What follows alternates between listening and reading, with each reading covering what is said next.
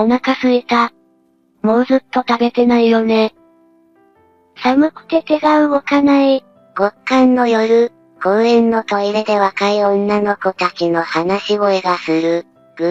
続けて、お腹が鳴る音も、見ると、ガリガリに痩せた高校生の姉妹がいた。公園のトイレなんて危険だし、不潔だ。しかも、痩せてお腹を空かせている。見かねた俺は勇気を出して話しかける。特製の焼き芋を持って、この出会いがきっかけで俺の運命は大きく変わる。今日はそんな俺の話を聞いてくれ。わあ今日は寒いなあ。俺は肩をすくめる。こんな寒い日は焚き火に限る。俺は焚き火で焼き芋を焼く。ねっとり系の芋を2ヶ月貯蔵した芋。絶対にうまいはずだ。寒い中で焼き芋を食べるとうまいし、温まるんだ。焼き芋、石焼き芋、焼き芋。俺は子供の頃聞いた焼き芋屋の歌を口ずさむ。そんな時、公園のトイレで声がした。俺はヨッとする。公園のトイレは事件が起きやすい。こんな時間に人の声がするなんて。そして、恐る恐るトイレを覗く。怖い人がいたらどうしよう。俺はドキドキする。やだ汚い触りたくない。変な人が来たらどうするの？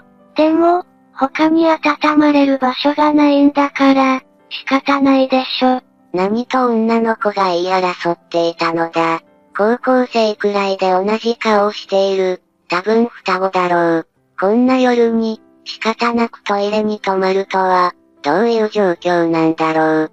声をかけた方がいいのかな。いろいろな考えが頭を巡る。しかし、変な人が来たらどうするのという言葉が、俺の胸に刺さる。俺が話しかけたら、確実に騒ぎになるだろう。そう思い、しばらく二人の様子を見ることにする。お腹すいた。もうずっと食べてないよね。寒くて手が動かない。そしてお腹がグーとなる音がする。俺は焼き芋を焼いていたことを思い出す。そろそろ食べ頃のはずだ。俺はトイレから少し離れたところで、焼き芋を割る。甘い匂いが周囲に漂う。あれ、なんかいい匂いしない？ほんとだ。双子は焼き芋の匂いにつられ、トイレから出てくる。そして俺の姿を見つけた。俺を見た双子は少し警戒する素振りをする。俺はホイールにくるまれた焼き芋を差し出す。食べる？その瞬間、双子の目が輝いた。食べたい。ありがとう。よほどお腹が空いていたんだと思う。双子は熱い熱いと言いながら、あっという間に焼き芋を平らげる。まだまだあるよ。俺が言うと双子は本当に嬉しそうにした。めっちゃうまい。無限に食べれる。双子は本当にお腹が空いているんだろう。近くで見ると異常に痩せていた。いろいろ事情を聞きたいが、今は好きなだけ食べさせよう。双子はそれぞれ4本焼き芋を食べる。俺も同じだけ食べたが、大人の男でも胸焼けがする。はぁ、お腹いっぱい。お兄さん、ごちそうさま。双子は満足した様子だった。そこで俺は聞きたかったことを聞く。俺は25歳だ。まず自分から名乗る。すると双子も自己紹介してくれた。私は27歳。私は嫁子17歳。そっくりの顔で言う。どうして、こんなところにいるの？寒いし、トイレは汚いし、変な人が来るかもしれないよ。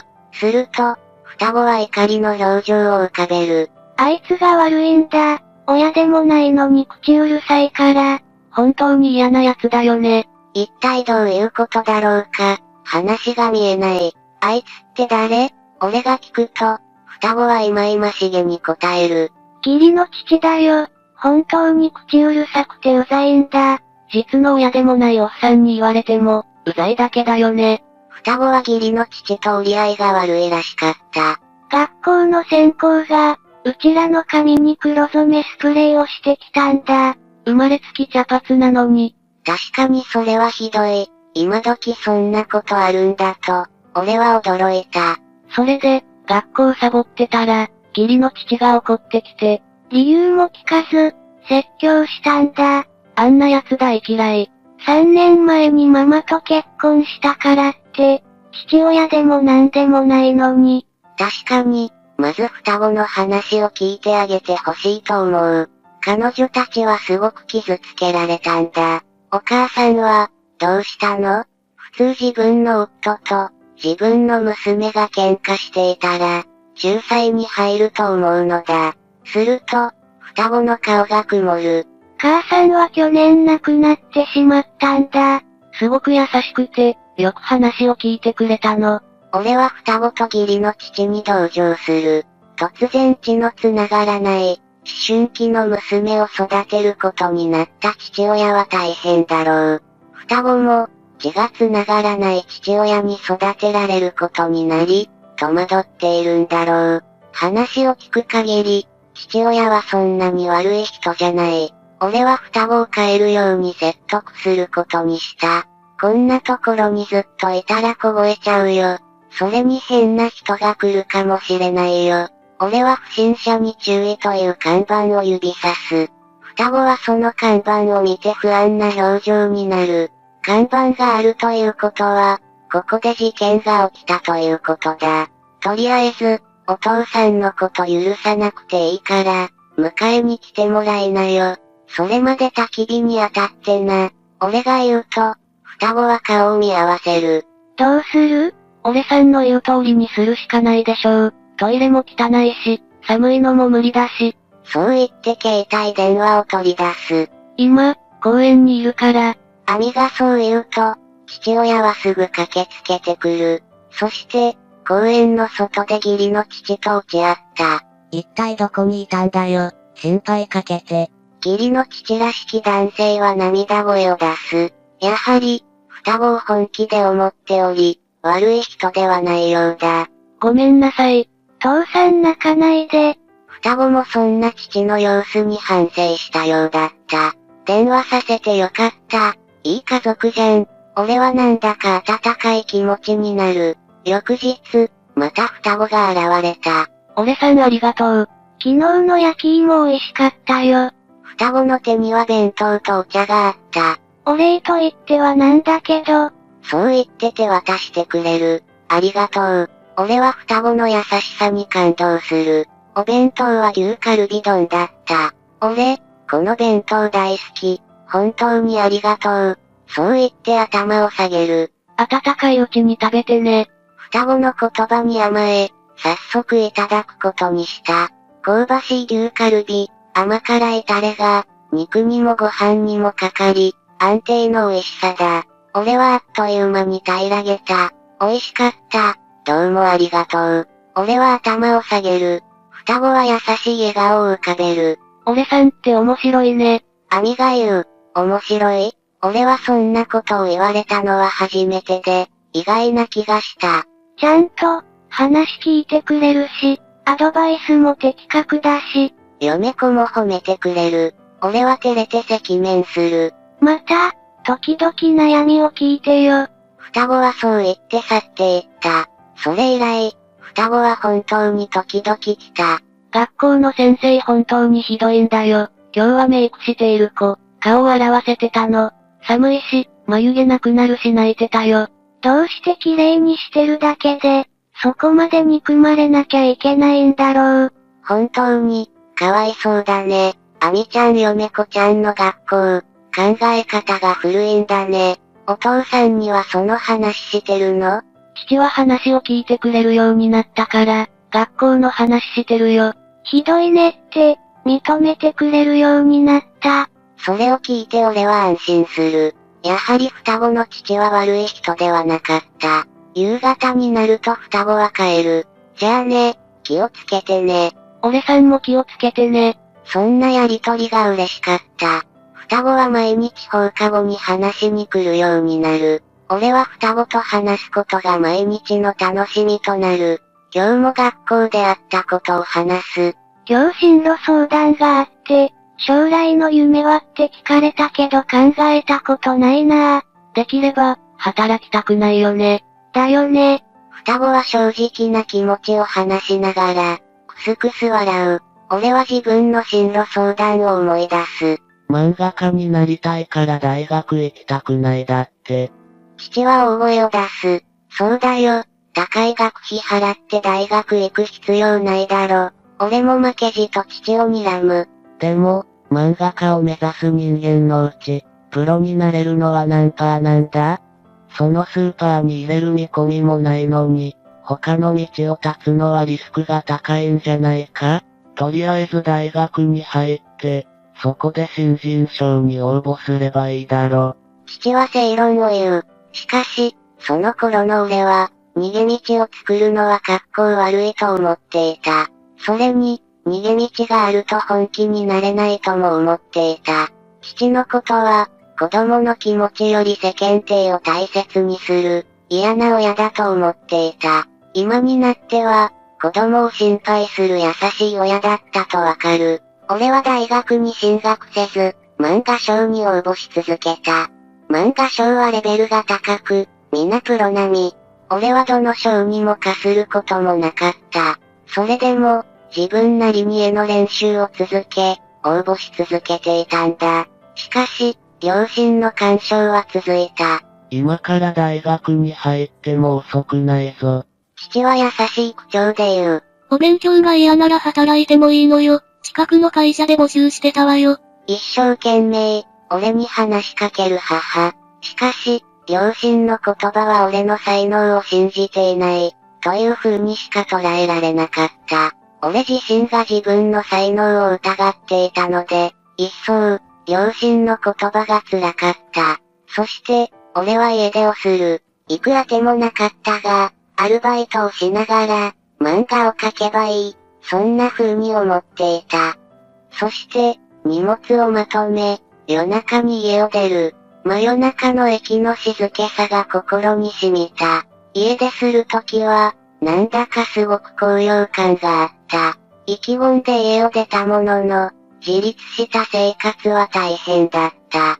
接客はしたくない俺は、倉庫のアルバイトをする。安い賃金で立ち仕事。結構疲れる。家に帰る頃にはヘトヘトで、漫画を描く余力なんてなかった。父は大変な思いをして、俺たちを養ってくれていたんだな。営業職として、逆に頭を下げて給料をもらっている父を想像し感謝した。家事って疲れるな。自炊はしないのに、ゴミ捨てや洗濯だけでも重労働だった。俺は、母の手伝いを全くしなかったことを、後悔した。漫画家になりたいという情熱はすぐに消えた。しかし、今更どんな顔をして家に戻ればいいんだろう。俺は後悔の念を抱えたまま、一人暮らしを続ける。俺さん、どうしたの？兄が声をかける。俺はハッとした。双子の進路の話がきっかけで、自分の過去の思い出が、蘇ってきたのだ。俺さんは、将来の夢とかあった？嫁子に聞かれる。恥ずかしいけど、漫画家になりたかったんだ。俺は赤面し、うつむきながら言う。漫画家、いいね。今度書いてみてよ。双子はなぜか受けて、盛り上がった。しかし、毎日来ていた双子は、ある日ぱたりと来なくなる。俺は、なんだか寂しい気持ちがしたが、もともと住む世界が違う人、それでいいんだと思う。俺といるより、お父さんや、友達と過ごし、将来に向けて努力する。その方が、よっぽど双子のためになる。俺は双子が前に向く手助けをしたんだと思い、いい思い出として心にしまっておく。しかし、何日も双子が来ない日々が続くと、いかに彼女たちが俺の支えになっていたか実感する。彼女たちが来ないと、誰とも話さない。人間は他の人に認められることによって、初めて存在するんだなと感じる。俺は自分がいるのか、いないのかわからなくなる。実際、いてもいなくても同じかもしれない。いなくなっても、誰にも気づかれず、何の影響もない。それが俺だから、双子が来ない日が続くにつれて、俺の精神は悪い方向に向かっていった。俺なんて、どうせ、何日が経っただろうか。聞き慣れた声がする。あれ、ここだっけ？間違いないよ。見ると、双子がいた。俺さん。1週間ぶりだね。アミちゃん、嫁子ちゃん、俺は目を潤ませていた。私たち、転校したんだ。お父さんが、じっくり話を聞いてくれて、転校できたの。今まで、公園の近くの学校にいて、毎日来れたけど、転校して休みしか来れなくなっちゃった。嫁子は寂しそうな顔をする。だから、休みの今日来たの。俺さん元気かなと思って。俺は双子の優しさに感激する。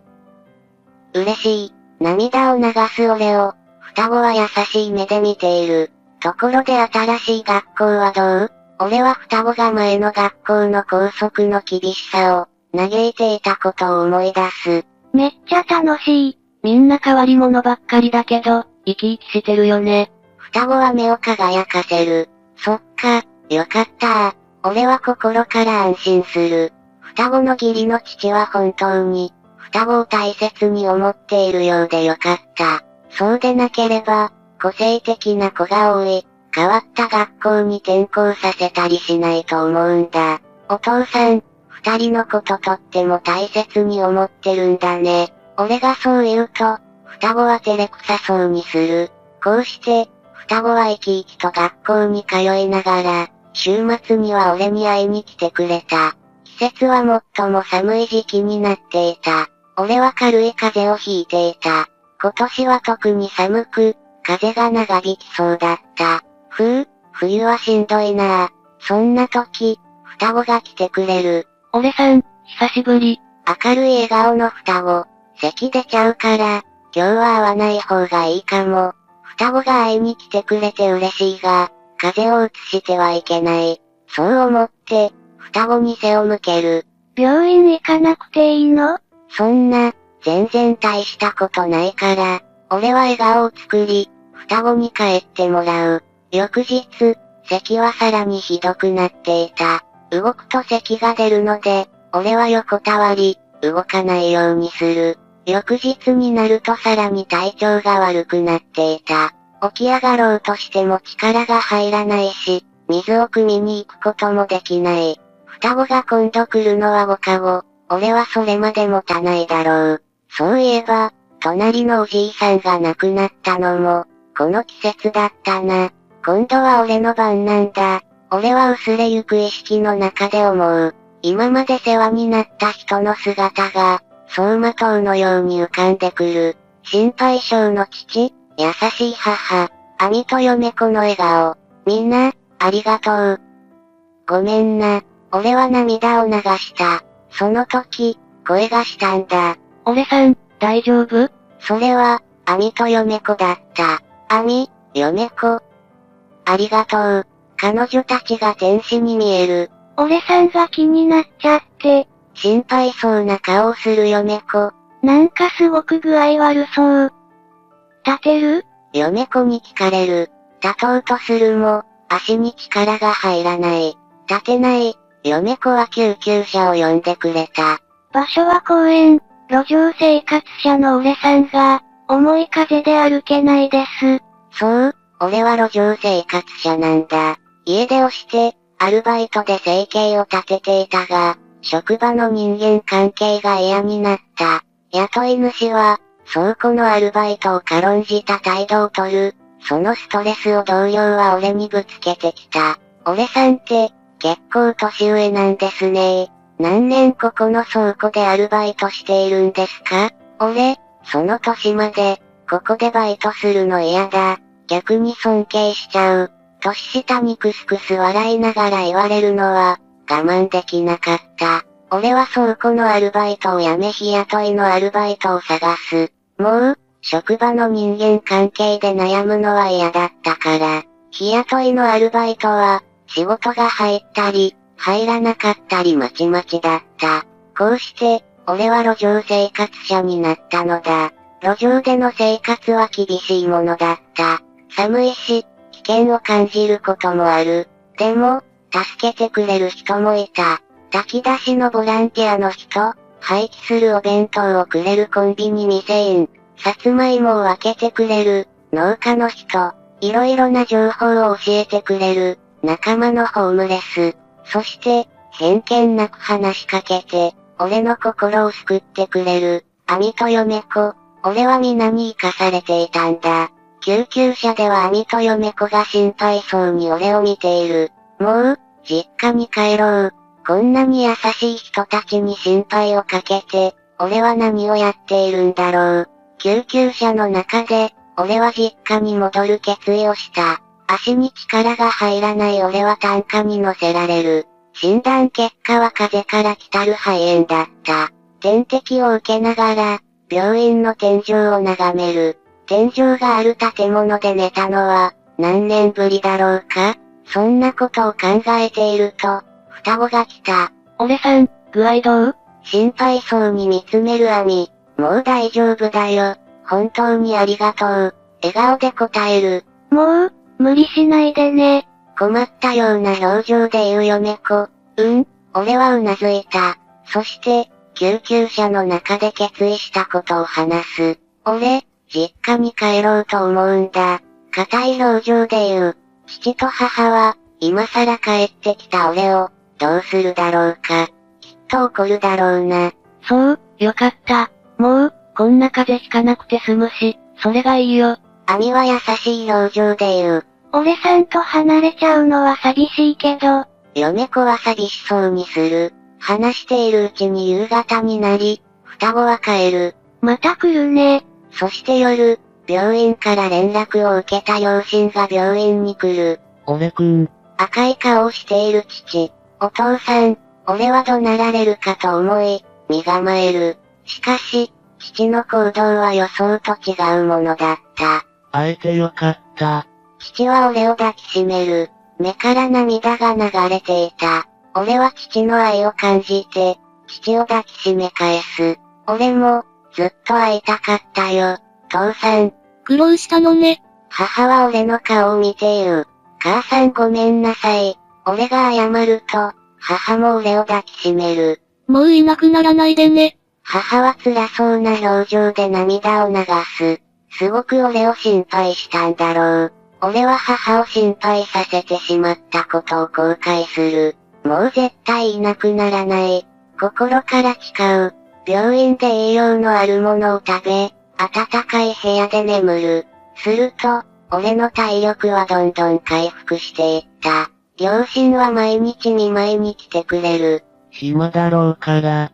父はノートパソコンと DVD を持ってきてくれた。俺が子供の頃好きだったアニメの DVD もあり、すごく懐かしい気持ちになる。よかったら食べて。母は、よくおやつに出してくれた。プリンやゼリーを持ってきてくれた。一気に小学生の放課後の記憶が蘇り、思わず泣きそうになる。週末には双子も来てくれた。クラスメイトで、すごく面白い子がいるんだよ。学校の話をしてくれる。俺は双子の話を聞きながら、自分も、クラスメイトになったような気分になり、楽しかった。1ヶ月ほどで俺の退院は決まる。俺は双子に別れを告げる。今まで本当にありがとう。これから離れた場所に行くけど、くんたちのことは絶対忘れない。言いながら、涙が出てくる。これ、連絡先。絶対連絡してよね。双子は連絡先を書いた紙を渡してくれた。二人とも涙を流している。絶対連絡する。俺は誓った。そして俺は実家に帰る。俺くんは何か勉強したいことはあるか？少しなら、のんびりしてもいいぞ。父は俺に進路を聞く。ただ以前進路のことで家出した俺に、気を使っているようだった。もうマンへの興味はなくなっていた。俺は路上で生活していた時のことを思い出す。俺を助けてくれたホームレス仲間。彼らを救いたかった。俺、ホームレスの時、仲間に助けてもらったんだ。今度は俺が助けてあげたい。だから、あそこでケースワーカーになりたい。俺は父をまっすぐ見て言う。立派な夢じゃないか。父は目を潤ませていた。それから、俺はもう勉強した。高校生の頃、絵ばかり描いて勉強しなかった俺、勉強では苦戦する。しかし、ホームレスを助けたいという気持ちで、もう勉強する。そして、春には大学生になることができた。大学で老けている俺は目立った。しかし、俺は物珍しそうに見る人には、自分の経歴を話した。俺、永遠になろうとして上京して、失業してから、5年間ホームレスしてたんだ。半分ぐらいは、ドン引きして離れていく。しかし、福祉学科ということもあり、半分ぐらいは興味を持ってくれた。苦労したんだね。こうして、友達も何人かでき、俺はそれなりに楽しい大学生活を送る。週末には炊き出しのボランティアに参加する。まだ肌寒いので、気をつけてくださいね。少し前まで、彼らと同じ生活をしていた俺は、涙が出そうになるのだった。双子とはメールを続けていた。大学に受かったことを伝えると、双子は羨ましがっていた。私たちはあと1年受験勉強なのに、ずるい。そして1年後、双子も大学に合格する。俺はバイト代があったので合格祝いをしようと、双子の住む町へ向かう。お待たせ、俺さん若い。若いと言ってもらい、俺は照れてしまう。26歳だが、大学生のファッションを真似ると、意外と馴染めることは、最近気づいた。俺は双子が綺麗になっていて驚く。もともと可愛い子たちだったが、大学生になってさらに洗練されたようだ。体型は引き締まり、メイクで綺麗な顔がさらにシャープに見える。網は清楚な黒髪で、嫁子は金髪。同じ顔立ちなこともあり、美人姉妹は目立っていた。二人こそ、本当に可愛い、モデルみたい。そう言うと二人も照れていた。また、お世辞言っちゃって。褒めすぎだっつーの。二人とイタリアンのレストランに行く。ちょっと奮発した。何せ彼女たちは恩人だから。アミちゃん、嫁子ちゃんおめでとう。ありがとう。俺さんも、おめでとう。お祝い忘れてたから今度しよう。料理も美味しく、二人はすごく喜んでくれた。少し前まで、ホームレスと女子高生だったのに、今はみんな大学生。こんな日が来るなんてなぁ。俺はしみじみ感動していた。その日はみんな笑顔で、とても楽しい入学祝いだった。翌月双子は本当に俺の入学祝いをしてくれた。俺は嬉しくて泣いてしまう。こうして俺たちは友達として交流を続けていた。そして4年後、俺は晴れて路上生活していた地で、ケースワーカーになれた。路上で生活していたことを面接で話すと驚かれたが、ホームレスを救いたい、熱い気持ちが伝わったようだ。実際仕事を始めると、世の中には困っている人がたくさんいて驚く。支援をしながら、自立できるように助ける。それが俺の仕事だ。仕事の担当で、以前のホームレス仲間には会えなかったので公園に行く。そこには以前のように住み続けている人もいれば、行方がわからなくなってしまった人もいた。俺は以前の仲間に声をかけ、差し入れをした。最初は、小綺麗になってしまった俺に皆気づかない。俺が公務員になったことを聞き、皆驚いた。俺は、支援制度について教える。しかし、それで相談に来る人は半分、来ない人も半分くらいだった。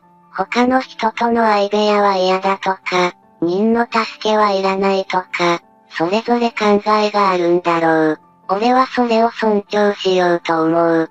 ただ、炊き出しのボランティアは続けることにする。こうして、ケースワーカーとして忙しく働いて、あっという間に1年が過ぎる。そして、4月、後輩が入ってくる。俺も先輩か、しっかりしないと、そう思う。どうぞ、よろしくお願いいたします。頑張ります。新人さんが顔を上げた途端、俺も二人も声を上げる。アミ、ヨメコ。俺さん。なんと新人はアミとヨメコだった。二人とも俺との交流があり、ホームレス支援に強い興味を持っていたのだ。仕事が終わった後、俺たちは飲みに行く。お刺身が美味しい居酒屋に行った。新鮮なお刺身の盛り合わせを食べ、ビールを飲む。いやー、びっくりしたよ。まさか二人が同じ職場に来るなんて。でも、すごく向いてると思う。俺、二人のおかげで前向きな気持ちになれたし、立ち直れたから。だから、本当にありがとう。そう言って頭を下げる。私たちも同じだよ。アミは言う。俺は聞き返す。私たち、俺さんに会うまで、ホームレスって怖いと思ってた。アミは恥ずかしそうな顔をする。でも、あの日自分が食べる分が減っても、焼き芋を分けてもらってみる目が変わった。話してみると私たちと同じように、いろいろ考えたり感じてることが分かったし、それで、困っている人を助けたいと思ったんだ。ヨメコはまっすぐ俺を見た。アミ、ヨメコ、俺はうるっと来てしまった。アミとヨメコの働きぶりは素晴らしかった。親身に話を聞きつつ、前向きに自立できるよう、導いていくのがうまい。二人の優しさが相手に伝わり、信頼されるからだと思う。そして、就職して2年後アミが結婚する。相手は大学の同級生、同じく公務員をしていて、優しそうな青年だ。アミおめでとう。俺は感激して泣いてしまった。双子の父と一緒に泣く。アミ、先越しやがって。ヨメコは悔しそうにしている。ヨメコ、美人だから、引く手あまたなんじゃない？俺が言うとヨメコはなぜか怒った顔になる。うるさい。なんだよと、俺はムッとする。そして、ある日、俺とアミとヨメコで仕事帰りに飲む約束をする。今日はおしゃれなスペインバルだ。しかし、途中でアミのスマホが鳴る。ごめん、用事が入った。アミは帰ってしまう。俺とヨメコは二人きりだ。結婚式からなぜか不機嫌なヨメコ。俺は理由を聞く。何か悩んでるなら、聞くよ。ヨメコは真っ赤な顔をする。好きな奴が鈍感で悩んでます。好きなら告白すれば、ヨメコが告白すれば誰でも OK するよ。俺は励ます。私が好きなのはあんただよ。ヨメコは真っ赤な顔で叫んだ。